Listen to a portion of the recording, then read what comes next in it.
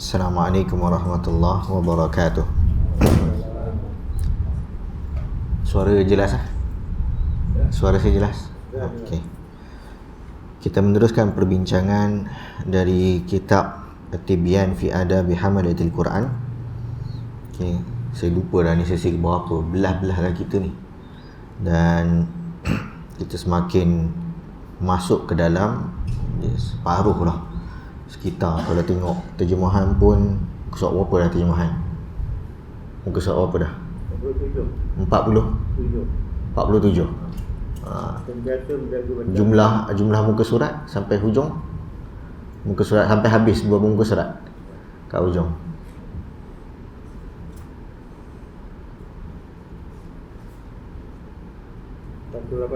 $185. Okey, kalau kat buku tu makna sekitar seperempat lah. Sebab bab yang 5 ni antara bab yang panjang. Jadi kita masuk, yang lepas kita bincang pasal apa ni? Minggu lepas lah, baru isu khatam banyak kali tu. Kan? Okey, contoh-contoh yang disebutkan tentang ulama-ulama dahulu yang khatam banyak kali. Okey, dan kita dengar cerita-cerita macam tu, kita takut lah kot. Kalau saya takut lah. Sebab tak buat kot sampai 8 kali khatam sehari, tak buat kerja, tak pergi tandas. Rasa macam tak sempat. Tapi kita usahakanlah, maknanya semampu mungkin yang terbaik yang kita boleh usahakan. Manalah tahu, sebabkan kita tenggelam dalam kemanisan bacaan Al-Quran itu dan kita tak perasan. Kita boleh baca lebih banyak daripada yang kita sangka. Okay, kerana berkatnya masa yang kita gunakan untuk membaca Al-Quran dan kerana keikhlasan. Jadi sebab tu Imam Nawawi sambung masih lagi tentang bacaan Al-Quran juga, tapi isu galakan membaca Al-Quran di waktu malam, keutamaan dia. Okay. Imam Nawawi sebut kat sini, yang bagi ayyakuna i'tina'uhu bi qira'atil laili aktsara. Okey, seorang yang membaca Al-Quran itu hendaklah banyakkan fokus dia lebih kepada waktu malam. Okey, so memang normal lah kan, sebab waktu pagi waja'alna an-nahara ma'asha. Okey, sebab Allah sebut waja'alna al-laila libasa waja'alna an-nahara ma'asha. Okey, malam untuk bertenang, untuk rehat, untuk kita membalut diri kita dengan ketenangan. Adapun pagi untuk hidup, untuk melakukan kerja, untuk mendapatkan sumber rezeki. Okey, jadi berikan fokus lebih banyak membaca Al-Quran di waktu malam. Dalil, Imam Nawawi menyebutkan firman qala Allah Ta'ala min ahlil kitabi ummatun qa'imatun yatluna ayatillahi ana al-laili wa hum yasjuduna yu'minuna billahi wal yaumil akhir. Dalam kalangan ahlu kitab dulu-dulu, mereka juga ada yang diiktiraf kerana beriman, dan sikap mereka yang menjadi contoh juga untuk kita, mereka membaca kitab. Okey, mereka bangkit di tengah malam membaca ayat-ayat Allah ana al-lail, waktu malam, wa hum yasjudun, dan mereka juga sujud melaksanakan salat, yu'minuna billah, dalam keadaan mereka beriman kepada Allah dan hari akhirat.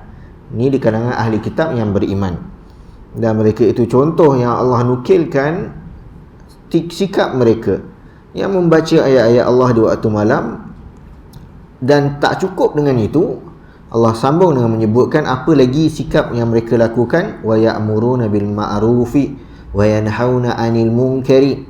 Mereka menyuruh kepada yang ma'ruf, mencegah dari berlakunya kemungkaran. Wa yusari'una fil khairat, dan mereka bersegera, berlumba-lumba mengejar apa bentuk kebaikan pun. Wa ulaika minas salihin, dan mereka itu orang-orang yang salih. Kenapa Allah cerita pasal ahli kitab dengan sifat-sifat mereka ini? Kerana inilah mereka yang menjadi contoh untuk kita tiru. Okey, so apa yang dilakukan ahli kitab yang dahulu, yang Allah iktiraf, dan malah ia menjadi amalan juga bagi kita. Diorang pun ada solat, dan diorang juga ada qiyam, diorang juga melakukan amal ma'ruf nahi munkar. okey, dan juga berkejar-kejaran ataupun berlumba-lumba melakukan kebaikan, maka itu semua juga disyariatkan dalam agama kita, okey, dan menjadi contoh yang untuk kita ikuti. Mereka itulah orang-orang yang saleh. Okey, wa thabata fi sahihaini, dalil hadis pula dalam riwayat Bukhari dan Muslim daripada Nabi sallallahu alaihi wasallam, annahu qala ni'mar rajulu Abdullahi law kana yusalli min al-lail. Sebaik-baik orang, okey, sebaik-baik orang, bahasa Arab ni rajul biasa merujuk pada lelaki.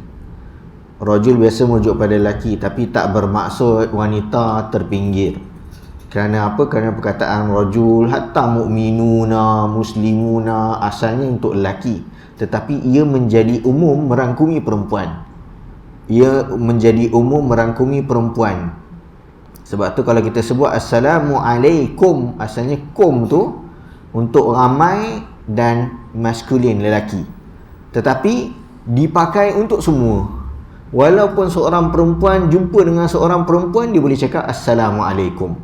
Jadilah apa yang digunakan untuk lelaki terpakai untuk semua, tetapi apa yang digunakan untuk perempuan tak boleh orang lain pakai kecuali hanya perempuan. Okey, jadi diorang punya special untuk diorang, lelaki tak boleh suka-suka nak pakai. Jadi makna kalau tiba-tiba diorang berbual sama mereka dan diorang cakap Assalamualaikum, so kita tak boleh nak pakai Assalamualaikum kat orang lain. Sebab Assalamualaikunna, kunna perempuan ramai, tak boleh nak pakai kat orang lain. Jadi itulah kelebihan, bagi saya kat situ, itu keunikan wanita hatta dalam bahasa. Okey, maknanya mereka dapat semua, walaupun disebutkan nama lelaki juga merujuk pada mereka, rajul juga merujuk pada mereka. Tapi kalau sebut perempuan, memang lelaki tak akan masuk. Jadi kadang-kadang orang salah faham, sebab dia ingatkan asal sebut lelaki sikit-sikit lelaki, diorang lupa diorang sekali tu masuk. Okey, tu geng-geng yang family-family tu lah. Okey, so kita faham hakikat asalnya tak, malah Allah jadikan banyaknya keadaan wanita juga dapat, malah ada keadaan wanita sahaja dapat. Macam isu solat, diorang dapat kelebihan untuk solat kat rumah, tapi kalau diorang nak pergi masjid, diorang tu tak dapat kelebihan kat masjid. Okey, la tamna'u ima Allahi masajidan. Nabi bagi tahu jangan halang wanita-wanita kalian nak pergi masjid. Kat rumah pun makna ada kelebihan, sebab Nabi cakap makna sebaik-baik tempat mereka solat di rumah. Makna ada keadaan dekat rumah dia dapat banyak pahala, ada keadaan dia pergi masjid dapat banyak pahala. Kita ada kelebihan dekat rumah, tak ada kelebihan kita kat masjid je. Duduk rumah seorang-seorang tak dapat apa dah. Okey, walaupun berjemaah tak akan sama dengan masjid. Jadi wanita juga lebih, sebab dia ada extra. Okey, masjid pun dia dapat, duduk seorang kat bilik pun dia dapat kelebihan juga, sebab ada dalil. Okey, so jadilah banyak kelebihan untuk wanita, perspektif dia terbalik. Okey, yang orang pusing kan, tengok sikit-sikit lagi, tengok sikit lagi, tak. Okey, sebab tu macam ni bila sebut ni'mar rajul, maknanya sebaik-baik orang. Okey, sebaik-baik orang iaitu hamba Allah yang melakukan solat di waktu malam. Itu tahajud. Riwayat lain fil hadithi akhar wa fil hadithil akhar min as-sahih, juga hadis yang lain sahih, Nabi SAW menyebutkan ya Abdullah. Okey, Nabi bagi pesan yang ni pedas sikit. Wahai hamba Allah, wahai Abdullah. Ada yang mengatakan memang Nabi tengah bercakap dengan salah seorang sahabat yang bernama Abdullah. Okey, ada yang mengatakan secara umum, kadang-kadang Nabi panggil orang umum je, sebab sama ada tahu nama atau tak tahu nama, panggil dia Abdullah. Okey, wahai hamba Allah, wahai Abdullah, jangan jadi macam si fulan. Fulan mana ni? Sebenarnya kita panggil pulan-pulan, maknanya orang yang tak disebutkan nama. Okey, dan biasa Nabi sebut macam tu dalam keadaan untuk menutup aib, walaupun ini kesalahan tu difokus bukan orang. Okey, jangan menjadi macam Khairuddin tu. Sebut nama direct, mentang-mentang dia buat salah, kita direct nama. Kita cakap jangan jadi macam orang sekian-sekian. Boleh jadi kita tahu, orang depan kita tahu, tapi yang lain tak tahu. Jadi diorang akan fokus kepada apa pengajaran yang kita nak highlight, bukan siapa orang dia. Okey, jangan jadi macam si fulan, dulu dia rajin solat malam, lepas tu tinggal. Nabi kecam. Nabi jadikan ia sebagai satu teguran. Okey. So kalau kita dah jadi macam tu, kita nak buat macam mana?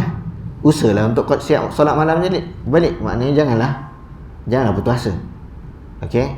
Kalau sekalipun pesanan itu bukan bertujuan makna mengecam dan menganggap tak ada lagi harapan, tak. Tujuan Nabi pesan macam tu makna kita usaha untuk tak jadi macam tu. Okey, wa rawa at-Tabrani wa ghairuhu an Sahl bin Sa'd radhiyallahu anhu anna Rasulullah sallallahu alaihi wasallam syarafal mu'mini atau syaraful mu'mini qiyamul lail. Okey. Dan ada riwayat lain Nabi sallallahu alaihi wasallam menyebutkan kemuliaan seorang mukmin itu pada usaha dia solat malam. Solat malam. Allah kurniakan kelebihannya, ada orang solat malam ni mudah bagi dia. Kadang-kadang ada orang tu bukannya macam maknanya ada background agama yang kuat ke apa ke, tapi kebiasaan solat malam tu dia nampak mak dia buat, dia nampak ayah dia buat, dia pun okey. Kadang-kadang yang berlaku depan mata orang bukanlah kenal sangat, cuma kebetulan ada program apa semua dan ada waktu qiyam. Tengok asal daripada luar macam biasa-biasa, kayak pakai tudung pendek je, apa perempuan lah kebetulan nampak tu sebab program. Tapi nak jadikan cerita, kawan-kawan lain terkejut. Kenapa? Setiap malam dia solat malam dan dia menangis. Yang perempuan lain tu yang macam terkejut sebab kita tak expect dia orang yang macam tu. Maknanya dia orang tak ada siapa yang expect dia orang macam tu. Tapi dia tak tinggal sepanjang program tu, dia tak tinggal malam-malam. Of course lah berita tu orang pun cerita-cerita kat belakang je kan. Tapi maknanya dia macam Allah pilih siapa yang Allah nak ada kemampuan. Okay. Kadang-kadang ada yang ada kemampuan dengan mudah, ada yang kemampuan tapi susah. Maknanya dia struggle betul. Walaupun dia dah kunci jam, walaupun dia dah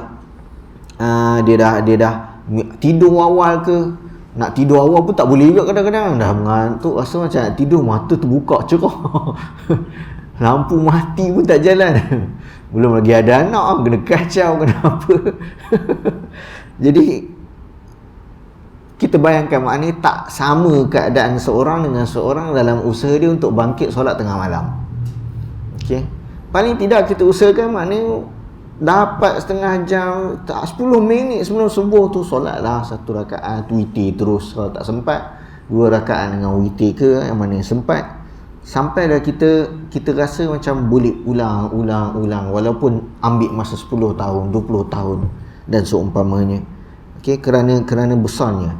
Tapi apa kaitannya cerita solat malam ni dengan banyakkan baca Quran pada waktu malam? Yang tu belum ada connection lagi. Ada connection lah. Sebab masa tahajud lah kita digalakkan untuk banyak baca Al-Quran. Kerana galakan banyak baca Al-Quran ini fokusnya di dalam solat. Okey, bertambah lagi cabaran. Sebab kita bukan hafal semua benda. Okey, kalau kita solat pun alih-alih solat malam kita dengan qul huwallahu ahad, Allahus samad, Allahu akbar. Rakaat kedua baru lam yalid walam yulad.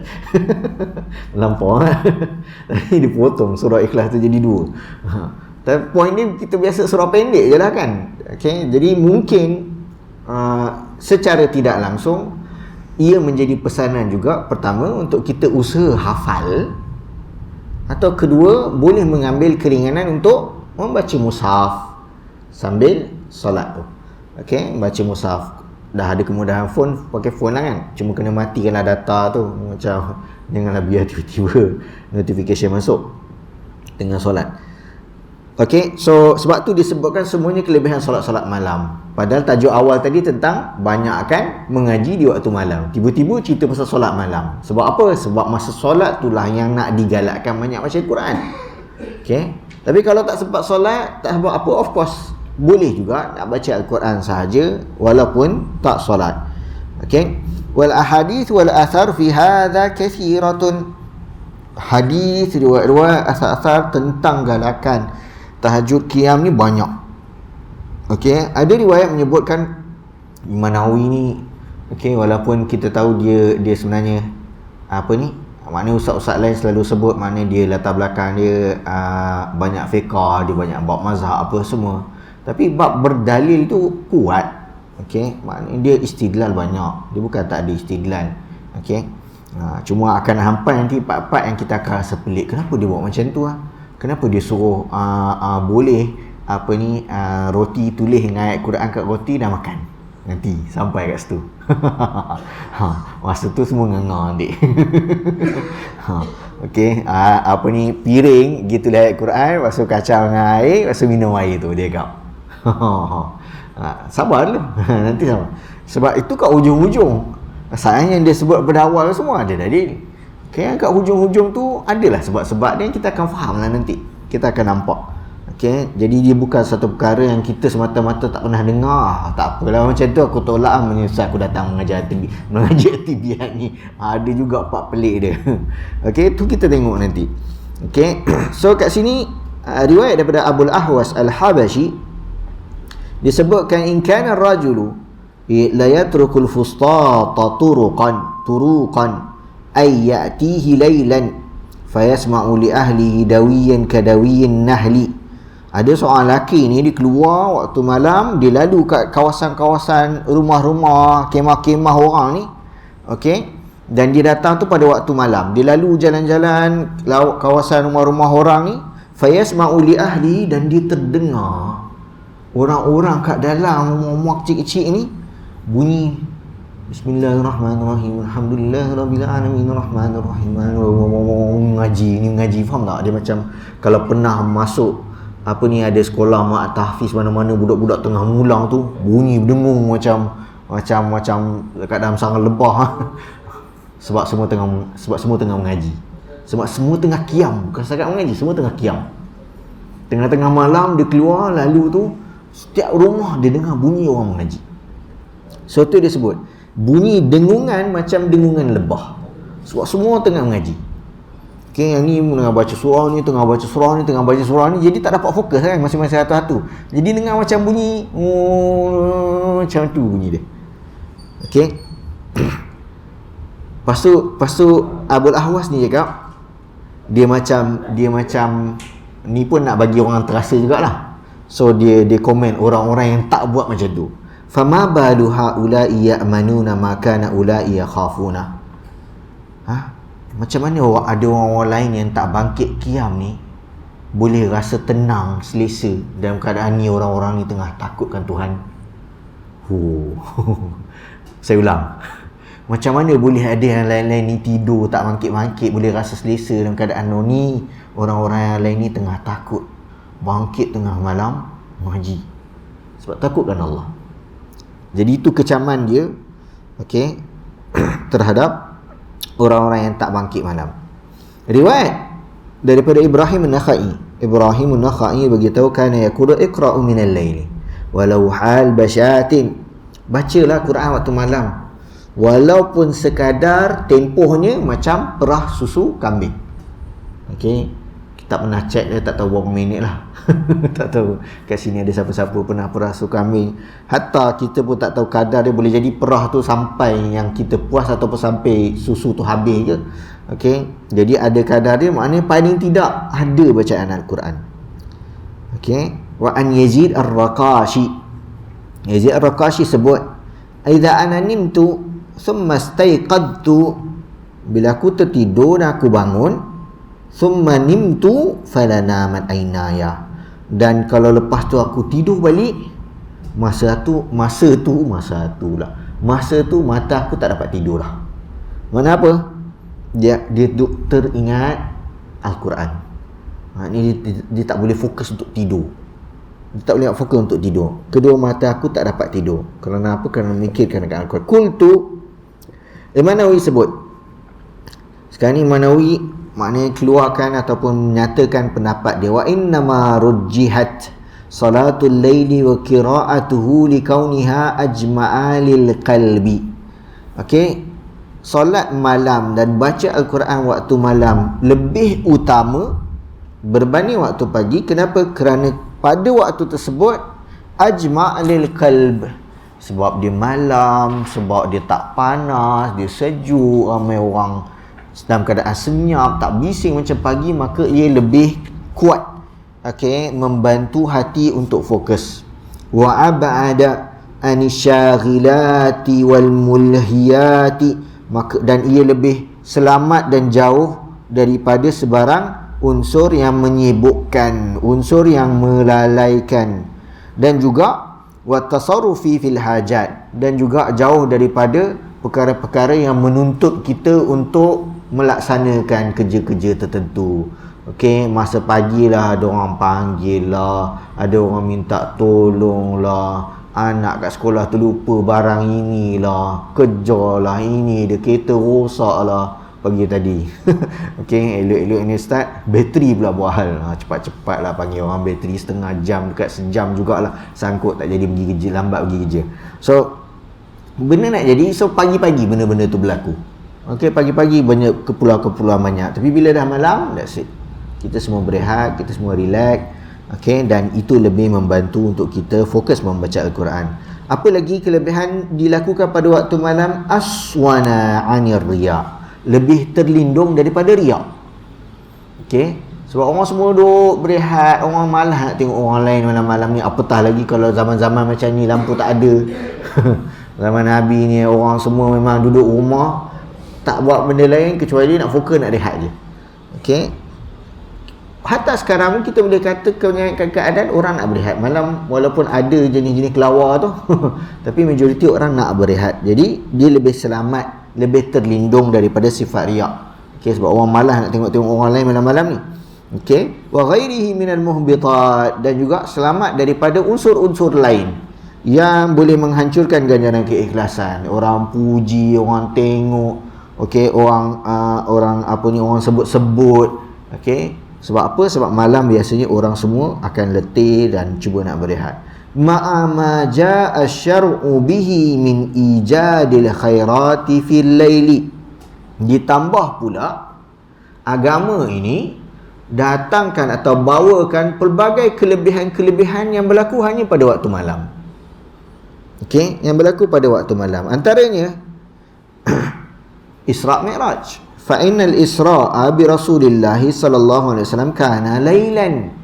Okey, berlakunya Isra', okey, Isra' Mi'raj pada waktu malam, menunjukkan kelebihan pada waktu malam. Begitu juga hadis, wa haditha yanzilu rabbukum kulla lailatin ila sama'id dunya hina yamdi syatrul laili fayaqul. Tuhan kalian turun setiap malam ke langit dunia, okey, ketika berlalunya lebih separuh malam. Okey, ada yang mengatakan sampai sepertiga malam yang akhir. Fayaqul, dan Allah tanya, hal min da'in fa astajiba lahu. Ada tak siapa-siapa yang minta berdoa, aku nak bagi apa dia minta. Okey, dia menggambarkan kita akan dekat dengan Allah di tengah malam, yang mana Allah tak jadikan kelebihan ni pada waktu pagi. Agama tak jadikan kelebihan ni berlaku pada waktu siang, waktu matahari tengah terik ke atas. Tak, tengah-tengah malam lah Allah jadikan peluang untuk dekat dengan dia. Okey, terutama di sepertiga malam akhir. Jadi Allah tanya, ada tak yang nak doa, ada tak yang nak minta apa-apa. Wa fil hadithi, dan ada riwayat lain Nabi SAW menyebutkan, qala fil laili sa'atun yastajibullahu fiha ad-du'a kulla lailatin. Pada waktu malam itu ada tempoh masa yang mana siapa-siapa meminta padanya akan Allah mustajabkan. Allah jawab, terima. Okey, setiap malam. Ia berlaku kulla lailatin, setiap malam. Okey, ada waktu mustajab doa, ada waktu dekat dengan Allah. Wa rawa sahibu bahjatil asrari bi isnadihi an Salman al-Anmati. Okey, an Salman al-Anmati qala ra'aitu Ali bin Abi Talib radhiyallahu anhu fil manami yaqulu syi'ran. Salman al-Anmati ni, okay, nama-nama ni walaupun tak familiar, kita biasakan je dengan nama-nama tersebut. Saya pun tak kenal tepat siapa dia ni. Banyak nama-nama yang Imam Nawawi sebut. Kenapa Imam Nawawi sebut nama-nama semua orang kita tak kenal ni? Sebab dia amanah. Okay, dia tengah tunjukkan kepada kita, aku amanah ni, aku bukan dapat daripada sembarangan orang. Walaupun kau nak pengajaran dia saja, aku tetap bagi tahu siapa yang cakap. Imam Nawawi tetap bagi tahu siapa yang mengatakan. So Salman al-Anmati bagi tahu, aku nampak dalam mimpi aku jumpa Ali bin Abi Talib. Dan dia menyebutkan syair, bait syair, okey, bait syair ni dia bagi tahu laulal ladina lahum wirdun yakumuna wa akharuna lahum sardun yasumuna ladukkikat ardukum min tahtikum sahara li'annakum qaumu sau'in la tuti'una. Okey, so itu style baca syair biasa orang Arab suka baca ni. Kadang-kadang orang boleh buat irama sikit. Laulal ladina lahum wirdun yakumuna, kalau bukan mereka tu, ataupun laula kat sini boleh. Kenapa diorang ni tak ada wirid atau bahagian Al-Quran yang diorang boleh bangkit tengah malam dan baca? Okey. Dan yang lain pula, kenapa diorang ni tak berpuasa di batu pagi? Laula ni boleh, kenapa macam laula ar-ra'a burhana rabbi. Okey, kalau bukan kerana, atau laula iddakhalta jannataka qulta ma sya Allah. Kenapa dia yang sahibul jannatain itu dalam surah Kahfi tu, kenapa engkau tak, bila engkau masuk kebun kau ni, okey, engkau puji Allah, okey, qulta ma sya Allah, sebut masya Allah, sebab Allah bagi rezeki macam-macam ni. Okey, jadi laula ni boleh masuk kenapa tidak atau kenapa. Okey, dan jadi dalam riwayat ni seolah-olah Ali bagi tahu, okey, ini mereka ni ada yang bangun malam baca Quran, yang lain pula pagi hari puasa. Kalau bukan kerana adanya orang-orang ni, okey, saya ijab balik. Kalau bukan kerana adanya orang-orang yang bangkit mengaji malam hari dan puasa pagi hari, kalau bukan kerana mereka ladukkat wa ladukkikat ardukum min tahtikum sahara, nescaya Allah akan terbalikkan bumi yang berada di bawah kalian ni pada waktu pagi. Maknanya Allah akan hancurkan kalian. Okey, dan li'annakum qaumu sau'in la tuti'una, kerana kalian itu satu kaum yang buruk, yang tak ikut contoh daripada kami.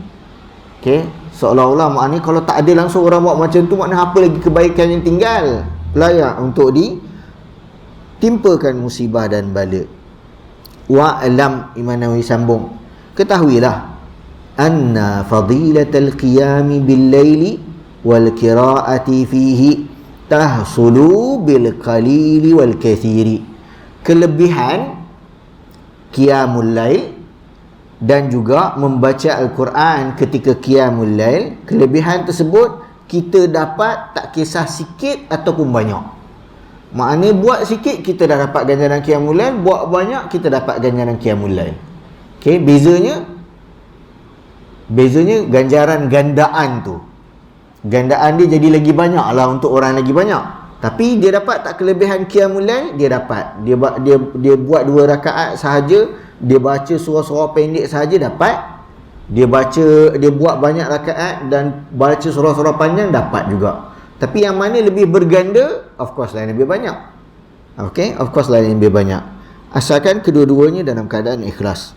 Wa kullama kathura kana afdala. Tu dia. Okay, kita tercakap awal sikit, rupanya mana sebut dah.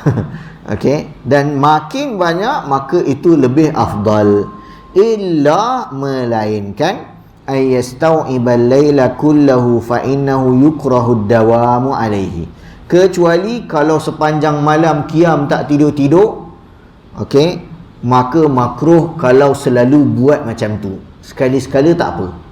Contoh sekali-sekala masa bila? 10 malam terakhir Ramadan.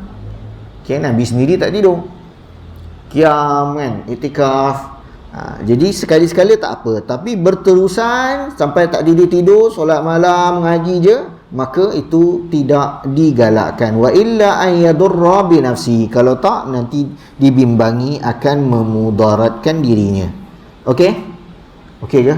Oh, dia sambil hujan ni mencabar mana mahalah pula kan. Okey. Okey, kita tak lama-lama. Wa mimma yadullu ala husulihi bil qalil. Okey, ayat Arab saya kena baca juga, tak boleh nak skip. Okey, ke ayat Arab tu yang buat rasa rasa halwa telinga. Okey, faham tak faham ayat Arab tak apa, sebab saya terjemahkan. Okey, dan antara dalil yang kita tetap akan dapat ganjaran menghidupkan qiyamul lail, menghidupkan malam, walaupun sedikit, walaupun buat sikit je. Dalilnya hadis Abdullah bin Amr bin Al-As. okey, radhiyallahu anhuma, di mana Nabi SAW menyebutkan man qama bi asyri ayatin lam yuktab minal ghafilin. Siapa yang bangun di waktu malam qiyam dan baca sekadar 10 ayat sahaja, maka dia tidak akan digolongkan dalam kalangan orang-orang yang lalai. Sebab dia, walaupun sikit, dia tak termasuk orang-orang yang lalai. Wa man qama bi mi'ati ayatin kutiba minal qanitin.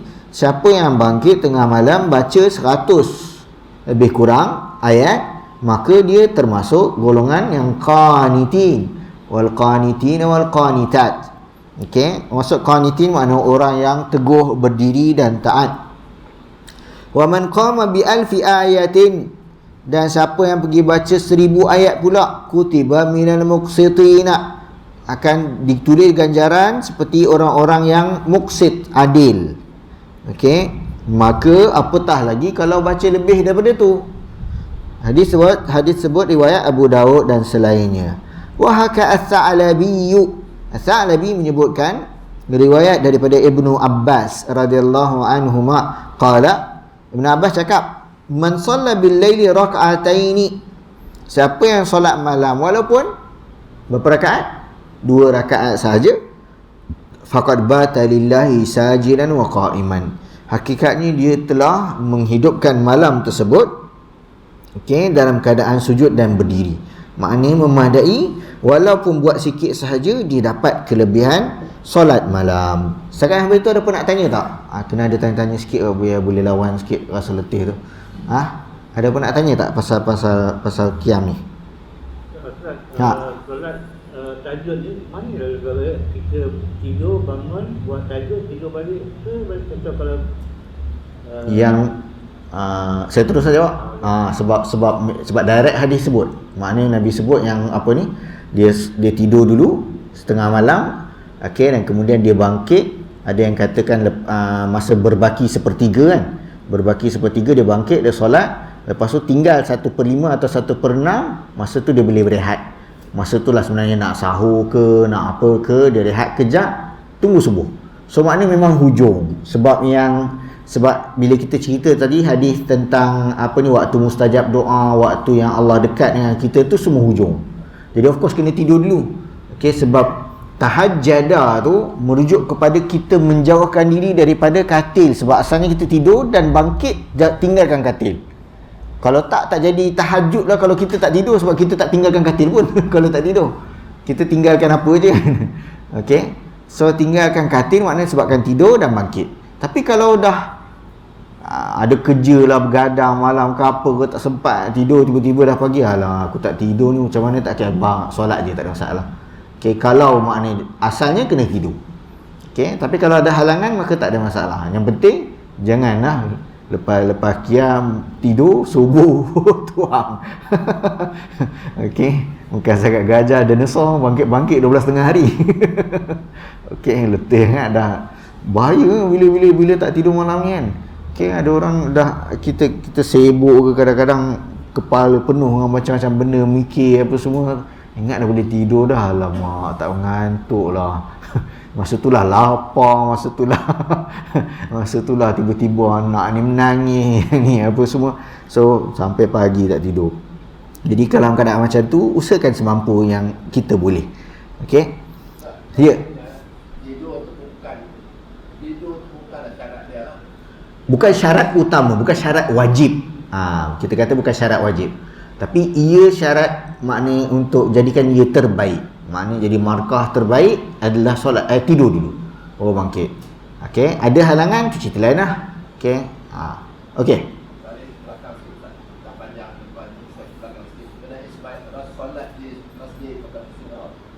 Untuk qiyam. Oh, okey, patah balik tadi tu.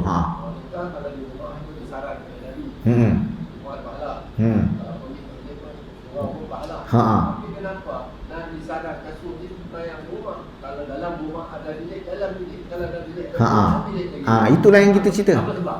Sebab apa? Sebab antara hikmahnya ulama bincangkan, kerana bukan semua keadaan wanita itu digalakkan keluar, terutama kalau contoh boleh jadi kawasan perumahan yang agak sunyi, okey, rumah jauh antara satu sama lain. Okey, jadi ada keadaan-keadaan sebab apa? Sebab Allah jadikan wanita untuk dijaga dan dipelihara.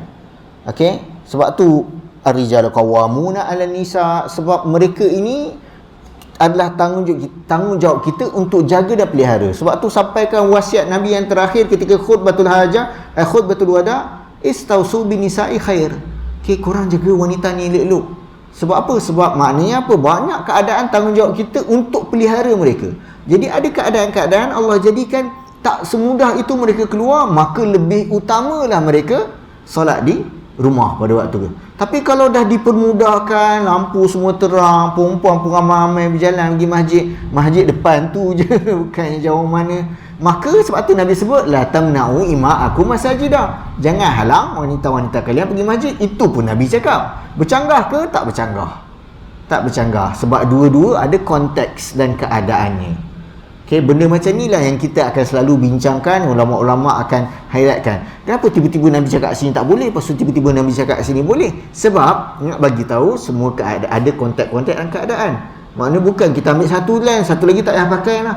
Aku lagi seronok bini aku kat rumah. Oh, tak boleh. Sebab tu ayat Nabi jangan halang. Okay, jangan halang. Tapi kalau kita nak pesan, ia lebih baik dan seumpamanya, maka itu tengok keadaan dan suasana. Okay, dan diorang keluar tu sebab nak seronok ke, nak pakai telekong pun yang Siti Khadijah punya baru beli 2 minggu lepas, nampak macam maksud lain ni. Mungkinlah kita macam jomlah kita solat sama-sama kat rumah ke apa ke kan. So Allahu'alam, ni itu hikmah yang kita melihat berdasarkan situasi dan keadaan masing-masing. Okey? Okey. Banyak saya nampak lah. Dan perginya dia orang ke surau ke masjid, kan datang tak cari pahala, tak pahala. Betul? Mungkin. Saya pun orang suka habis bayang orang sunat apa, saya orang kat belakang membawa apa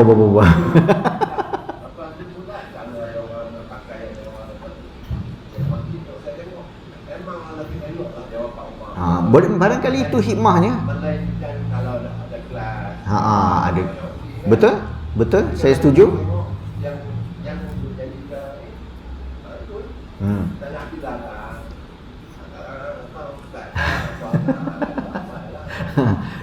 yang datang buat apa nak tengok dah dengar cerita ustaz tu macam okey. So, tapi kita katakan samalah maksud kes lelaki atau perempuan, isu sikap ni semua orang ada. Okey, membawa lelaki ada, membawa perempuan pun ada. Okey, yang mengutuk orang ada, lelaki perempuan pun ada. Kita katakan maknanya selagi maknanya kita lebih tahu. Contoh isu keluarga kita masing-masing, kita lebih tahu. Okey, jadi lelaki maknanya dia ada berhak sebagai suami, contohnya dia nampak hikmah lebih banyak untuk isteri dia, anak-anak dia solat saja di rumah, maka kekalkanlah. Okey, dan bagi tahu mereka galakkan di rumah pun banyak. Okey, dan seumpamanya. Okey, lagi? Okey, hilang sikit mengantuk kan. Seterusnya, fil amri bi ta'ahudil Qur'ani wa tahdhiri min ta'ridihi linisyan. Ni pun pedas juga. Kenapa? Cerita pasal jaga hafalan Quran dan jangan sampai lupa. Aduh. Dia yang ni okey. Terpaksa bersabarlah. Okey, terutama mungkin ramai kat sini mungkin masa sekolah-sekolah dulu hafal lah, ada surah-surah panjang tu hafal. Okey, hafal bukan main, tak kali kiam kena tolak jadi imam, silat baca. Lepas tu sampai satu masa hilang, sibuk dengan kerja, sibuk dengan keluarga apa semua, nak jadi imam pun baca itu je. Jadi Nabi SAW pesan kat sini pesanan yang keras. Okey, pesanan yang keras maknanya keras untuk kita supaya kita ambil pengajaran lah, supaya kita ambil pengajaran. Riwayat ni daripada Abu Musa al-Ash'ari, tambah lebat pula. Okey, riwayat ni daripada Abu Musa al-Ash'ari, Nabi SAW berpesan, ta'ahadu hadzal Quran. Jaga hafalan Quran. Ta'ahadu, jaga betul-betul hafalan Quran. Makna kena serius dalam bab hafalan. Apa, tak kisahlah setakat juz 30 yang ujung-ujung tu, kadang-kadang yang panjang-panjang sikit tu kita dah kacau. Wassama'i wattariq. Alamak, aku ingat part tu je. Lepas tu apa, Najmul Saqib ke apa tak ingat. Okey, nampak pun ada orang dulu hafal sebab dia pertama juz 30 senang orang hafal, separuh jalan. Okey, tak pun tertukar-tukar, terpindah tiba-tiba masuk at-takwir. Okey, dah sebab apa? Sebab jarang praktis. Sebab tu Nabi pesan jaga. Dan tak ada cara lain untuk jaga hafalan Al-Quran melainkan dengan membacanya dalam solat. Okey. Sebab tu Nabi sambung menyebutkan fawalladhi nafsu Muhammadin biyadih, demi Tuhan yang jiwa Muhammad berada dalam genggamannya, lahuwa asyaddu tafallutan minal ibili fi uquliha, hafalan Quran tu lebih cepat terlepas berbanding unta yang asalnya diikat terlepas hilang. Unta terlepas hilang ni cepat. Itu yang saya dengar daripada syekh-syekh sebut, unta ni kalau asalnya ikat memang kena ikat kuat. Sebab apa? Angkat dia terlepas je hilang. Memang dia berjalan menunggu sana mari hilang. Tak jumpa terus. Dan itu yang banyak berlaku. Menyebabkan apa? Menyebabkan perumpamaan ini sangat melekat bagi orang Arab. Sebab benda tu selalu berlaku di dalam kehidupan mereka. Jadi tambah terasalah kalau tak jaga Quran. Bertambah terasalah kalau tak jaga Al-Quran. Hadis ini riwayat Bukhari dan Muslim. Riwayat seterusnya daripada Ibnu Umar, Abdullah bin Umar, dia bagi tahu anna Rasulullah sallallahu alaihi wasallam qala innama mathalu sahibil Qur'ani kamathalil ibilil mu'allaqati in ahada 'alaiha amsakaha wa in atlaqaha dhahabat. Perumpamaan orang yang hafal Quran ni macam unta yang diikat. Kalau jaga ikatan tersebut, unta tu akan kekal kat situ, hafalan tu akan kekal. Tapi kalau terlepas, maka terlepas. Serius. Sekali hilang, tak ingat nak ulang balik lagi susah. Lagi susah. Tambah pula dengan bertambah umur dan seumpamanya. Tapi kita ada pilihan ke untuk nak tinggal macam tu dah? Macam mana? Allah dah takdirkan aku tak ingat. Oh, senang je salahkan Tuhan. Allah dah takdirkan kita tak ingat. Sebab tak nak menghafal lah. Tak, usahakan semampu mungkin, okay, sehingga Allah bagi kita kemampuan untuk ingat balik kira apa-apa yang kita pernah hafal. Begitu juga riwayat seterusnya daripada Anas bin Malik radhiyallahu anhu, Nabi sallallahu alaihi wasallam menyebutkan uridat alayya ujuru ummati. Okey. Nabi beritahu ke akhirat nanti Allah akan bentangkan amalan-amalan, ganjaran-ganjaran, pahala-pahala umat Nabi Muhammad depan Nabi. Nabi cakap semua pahala-pahala ganjaran-ganjaran yang umat aku dapat ditunjukkan kepada Nabi.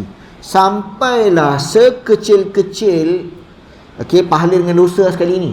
Okey, ganjaran pahala dengan dosa sehinggalah pahala. Sehinggalah kotoran yang seseorang tu keluarkan daripada masjid pun ada ganjaran. Oh, jangan ambil remeh air mineral pergi tinggal lepas lupa kan. Ambil solat ke apa ke kat masjid beli dah air mineral kat luar, rasa solat tu letak kat depan, belah-belah tertinggal. Ada orang lain tolong ambil, letak kat luar. Buangkan air dia dekat pasu bunga ke apa ke, pasu buang dia punya bunga ni. Sebab kemungkinan besar orang dia tak datang lah kan. Apa-apa sampah kecil orang tertinggal bekas ni lah, bekas tu ke, kita tolong buang. Itu pun Nabi cakap ganjarannya direkodkan. Ganjarannya direkodkan.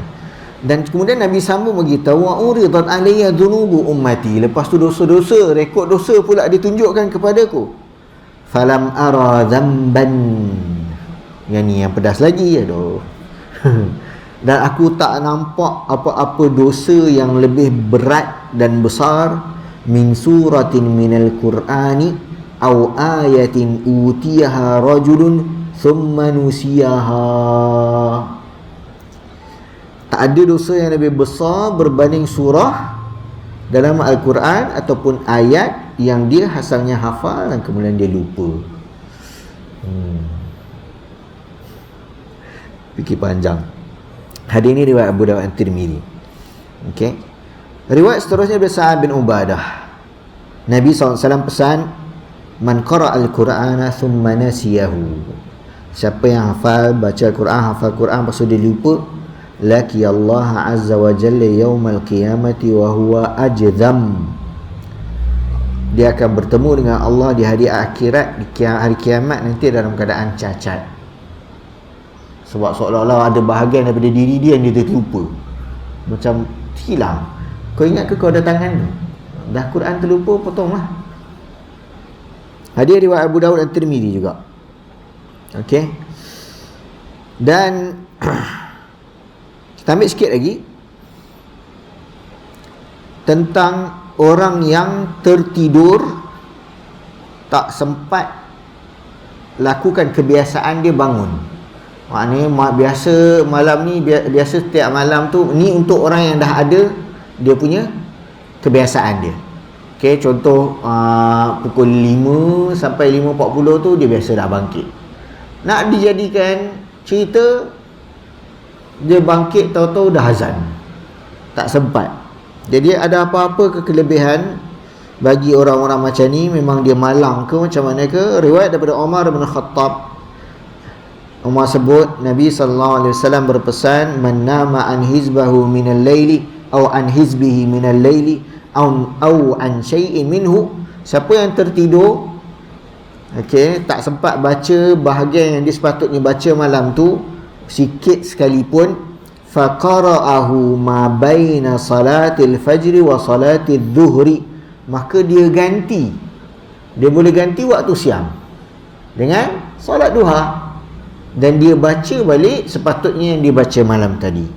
Sebab tu antara solat subuh dengan solat zuhur, iaitu waktu duha, solat duha. Okey, dan dia akan dapat ganjaran kutibalahu ka'annahu qara'ahu minal lail. Dia akan dapat ganjaran seolah-olah dia baca pada waktu malam. Riwayat daripada Sulaiman bin Yasar, dia bagi tahu Abu Usaid radhiyallahu anhu berpesan atau menceritakan, nimtul barihata, malam tadi aku tertidur, an wirdi, makna patutnya aku bangkit, aku biasa bangun baca bahagian Al-Quran ni, tapi aku bangun-bangun dah pagi, hatta asbahtu, falamma asbahtu istarja'tu, bila aku bangkit pagi tu aku istirja, inna lillahi wa inna ilaihi raji'un. Okey, kita bangun pukul 7 tak rasa apa. Terus je lah dah terlambat, sebab ustaz pun dah cakap apa ni, siapa yang terlambat bangun pada waktu tu lah subuh dia, dia pun relax je. Dia tak rasa sebenarnya aku lambat ni. Okay, semata-mata ada hadis sebut macam tu, bukan maksudnya kita tak perlu rasa bersalah. Okay, rasa tu kena ada, kena istighfar, kena taubat. Dan dalam masa yang sama kita tak perlulah juga terkejar-kejar sampai nak serabut, kenapa tak bangunkan aku ke apa kan, mengamuk dengan semua orang ke apa ke. Tak perlulah sampai macam tu. Okay, tapi rasa bersalah perlu ada. Sebutlah inna lillahi wa inna ilaihi raji'un, wa kana wirdi surah Al-Baqarah, dan kebetulan pula bahagian yang patut aku baca tengah malam tadi surah Al-Baqarah. Okey, patut aku baca surah Al-Baqarah. Aku termimpi masa sebab terlambat bangun ni, masa tu sebenarnya dia mimpi, fara'aitu fil manami ka'anna baqaratan tantahinu tantahuni, dah aku nampak dalam mimpi lembu tanduk aku. macam Allah hantar lembu, patut malam tu kau baca Al-Baqarah, kau terlepas lembu pergi tanduk, sondol. Okey, so betul ke tak betul ke, poinnya dia terasa. Okey, dia terasa seolah-olah macam dia ditegur. Okey, dia ditegur. Kita rasa lawak, tapi bagi dia rasa dia ditegur sebab dia terlepas patutnya bahagian yang dia baca pada malam tu untuk baca surah Al-Baqarah. Okey, hadis tersebut diriwayatkan dalam Ibnu Abi Daud. Wa rawa Ibnu Abi Dunya an ba'd huffadhil Qur'ani annahu, okey, ada sebahagian orang-orang yang hafal Quran ni, Ibnu Abi Dunya bagi tahu, okey, ada seorang ni dia tertidur, nama lailatan an hizbihi, malam tu dia tak terjaga, fa uriya fi manamihi, nampak dalam mimpi, ka'anna qailan yaqulu lahu, ada orang bagi tahu kat dia, ajibtu min jismin wa min sihatin wa min fatan namin ilal fajri, pelik betul aku dengan orang ni, tengok tubuh dia besar, elok, dia sihat, tak sakit, dia masih lagi muda. Pelik betul, dia tidur sampai subuh. Dia punya perli. Dia punya perli. Wal mautu la yu'manu hafadhatu fi dhulamil laili idha yasri. Dan kematian tu, okey, tak ada siapa dapat jamin selamat daripada kedatangannya yang boleh datang tiba-tiba ketika malam menjelang. Makna tengah malam tadi tu tak ada siapa-siapa yang boleh rasa tenang daripada mengejutnya kehadiran kematian. Okey, yang ini ayat dia kat situ saya tak tahu terjemah macam mana, tapi memang susah sikit. Habis bab ni, habis bab yang kelima. Okey, dan kita akan masuk bab yang keenam. InsyaAllah kita akan sambung 2 minggu selepas 2 minggu lepas ni. Setakat sampai situ saja dahulu. Last soalan, kalau ada.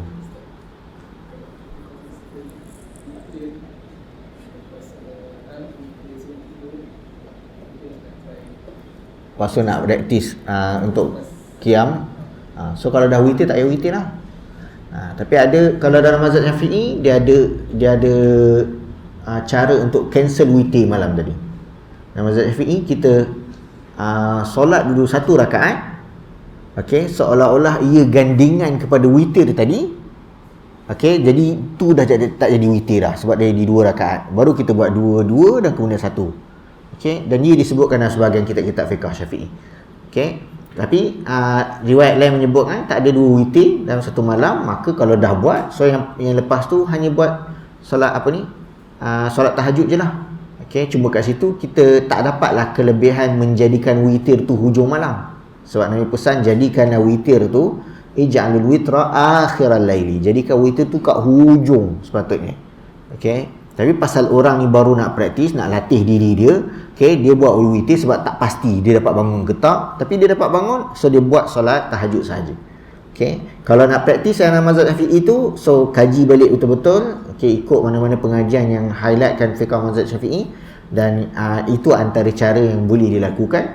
Dan ianya juga maknanya sah lah, boleh dipraktis. Okay. Lain? Cukup kuat lah. Jadi kita akan bertemu lagi 2 minggu daripada sekarang. Semoga Allah kurniakan kesempatan untuk kita bangkit di tengah malam, walaupun apa pun kadarnya. Semoga Allah bantu kita dan saling mengingatkan sama kita akan kelebihan solat pada waktu malam. Okey, jauhkan kita daripada sebarang gangguan-gangguan supaya mudah nak bangun malam. Dan kita akhiri dengan tasbih kafarah. Subhanakallahumma bihamdika asyhadu an la ilaha illa anta astaghfiruka wa atubu ilaik. Sallallahu alaihi Muhammad wa ala alihi wa sahbihi wa baraka wa sallam. Alhamdulillahirabbil alamin.